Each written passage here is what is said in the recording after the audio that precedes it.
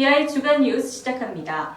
삼성전자가 지난 3월 출시한 갤럭시 S10 시리즈 판매가 출시 47일 만에 100만 대를 돌파했습니다.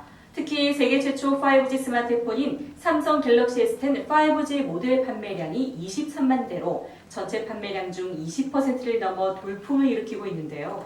삼성전자는 우리나라에 이어 5G 서비스를 상용화한 미국에서 국내보다 비싼 출고가로 갤럭시 S10 5G 모델 공식 출시를 앞두고 있습니다. 갤럭시 S10 5G는 당분간 미국에서 유일한 5G 스마트폰이 될 전망입니다. 세계 최초로 5G 상용화가 개시된 이후 국내 가입자 수가 20만 명을 돌파했지만 서비스 불량에 따른 소비자 불만이 잇따르는 것으로 나타났습니다. 지방에서는 아예 신호가 잡히지 않고 도심에서도 수시로 LTE로 전환되는 등 서비스의 끊김 현상과 속도 저하 현상에 가입자들 사이에서 대책 마련을 요구하는 목소리가 높아지고 있습니다. 소비자들은 개통 취소, 요금 감면, LTE 요금제 변환 등의 보상 규정을 요청하고 있는 추세입니다. SK텔레콤과 인천경제자유구역청이 여의도 면적의 45배에 달하는 인천경제자유구역 전체를 5G 자율주행을 적용한 스마트시티로 만듭니다.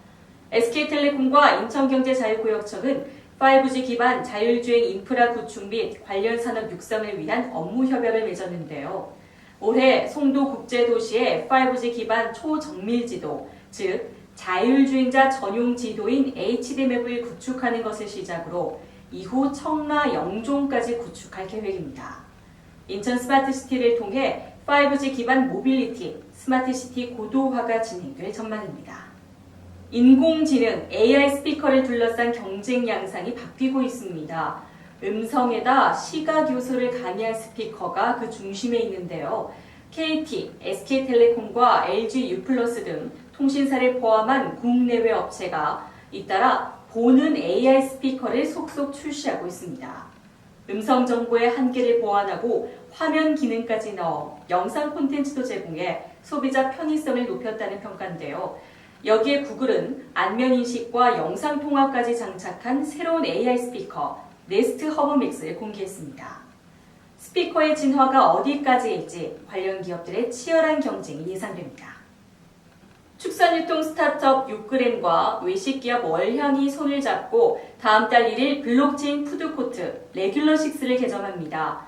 약 1000평 규모의 매장에 주점, 고깃집, 횟집 등 6개 업체가 들어설 예정인데요. 레귤러6 프로젝트에는 다양한 블록체인 기업과 거래소까지 다수 참여했습니다. 한국투자파트너스로부터 투자를 받은 블록체인 기업 템코, 카카오페이 등을 개발한 페이민트가 시스템 개발에 참여하면서 가상화폐 오프라인 결제 시스템을 구축할 계획입니다. 레귤러6 프로젝트는 국내 블록체인 기업들의 마지막 실생활 적용 테스트가 될 수도 있어 관련 업계에 높은 관심을 받고 있습니다. 배달앱인 배달의 민족 월간 이용자 수가 1000만 명을 돌파했습니다. 주문 건수는 3천만 건에 육박했는데요. 이 같은 기록은 2010년 6월 배달의 민족 서비스 출시 후 9년 만의 성과입니다. 배달의 민족 서비스 이용이 빠르게 늘어난 배경으로는 먼저 소비할 때도 재미를 쫓는 펀슈머죠. 밀레니얼 세대의 취향을 저격한 마케팅 전략과 편리함을 추구하는 1인 가구의 증가가 대표적으로 꼽힙니다. 여기에 글로벌 기업 우버가 우버이츠를 통해 한국 시장에 진출했고 쿠팡과 위메프도 배달앱 시장 진출을 예고해 성장 가도를 달리는 배달의 민족을 따라잡을 수 있을지 관심이 모아지고 있습니다. 쿠팡과 다른 유통업체들이 미래의 유통시장을 놓고 요란한 싸움을 벌이고 있습니다. 최저가 유통 및 배송 전략으로 4년 만에 연매출 14배로 성장한 쿠팡은 기존 온오프라인 유통업체들의 다양한 대응을 이끌어내며 시장 내에 쿠팡 대 반쿠팡 전선을 형성시키기도 했습니다. 여기에 네이버까지 소리 없이 참전했는데요. 온라인 유통업체를 거치지 않고 네이버를 통해 바로 주문하는 비중이 커짐에 따라 네이버와 유통업체 간 직접 경쟁하는 상황이 연출되고 있습니다.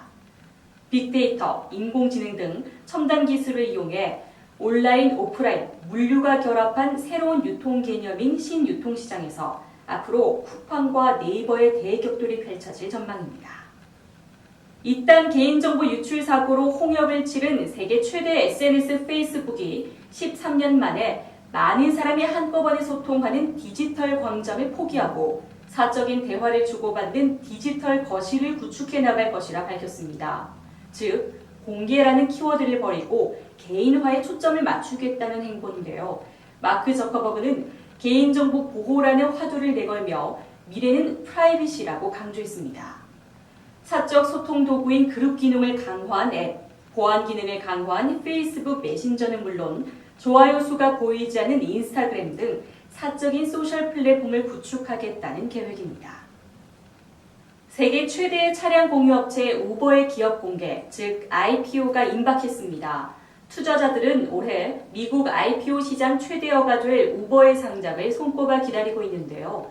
5년 전만 해도 5억 달러에 미치지 못했던 우버의 연 매출은 지난해 113억 달러로 불어났습니다. 세계 700개 이상 도시에서 9,100만 명이 이용하는 회사로 성장한 우버지만 우버를 바라보는 불안한 시각도 적지 않습니다.